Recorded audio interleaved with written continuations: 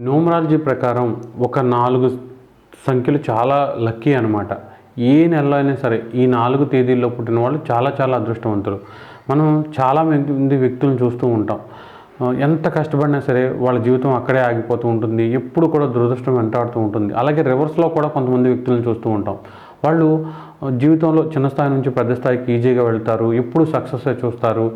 ఎప్పుడు హ్యాపీగా ఉంటారు. వీళ్ళకి ఎంత అదృష్టం ఉందా అనుకుంటాం అనమాట. న్యూమరాలజీ ప్రకారం ఈ అదృష్టాన్ని తెచ్చే 4 తేదీల గురించి ఇప్పుడు మనం తెలుసుకుందాం. అందులో మొదటి తేదీ 4 అనమాట. ఈ 4వ తేదీ పుట్టిన వాళ్ళకి రాహు అధిపతిగా ఉండడం వలన వీళ్ళు జీవితంలో చాలా అదృష్టవంతులని చెప్పవచ్చు. తర్వాత తేదీ 8వ తేదీ. 8వ తేదీ పుట్టిన వాళ్ళు కూడా తక్కువ శ్రమతో, ఓర్పుతో జీవితంలో తొందరగా ఎదిగే అవకాశం ఉంటుంది. తర్వాత తేదీ 17. 17 చాలా అన్‌లక్కీ అనుకుంటారు. కాదు, రాజకీయాల్లో ఉన్నవాళ్ళు, పెద్ద పెద్ద కంపెనీలకు సీఈఓలుగా ఉన్నవాళ్ళు వీళ్ళందరూ కూడా 17వ తేదీ పుట్టిన వాళ్ళే. ఇక ఆఖరుగా మళ్ళీ రాహు సంఖ్యని 22. 22 తేదీల్లో పుట్టిన వాళ్ళు కూడా చాలా వరకు మాస్టర్ బిల్డర్స్ అంటారన్నమాట వీళ్ళని.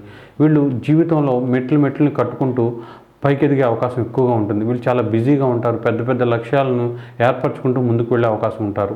ఏది ఏమైనా ఇప్పుడు చెప్పిన 4 తేదీల్లో పుట్టిన వాళ్ళు చాలా చాలా అదృష్టవంతులు. వీళ్ళు లక్‌తో సంబంధం లేకుండా జీవితంలో ముందుకు వెళ్ళే అవకాశం ఉంటుంది.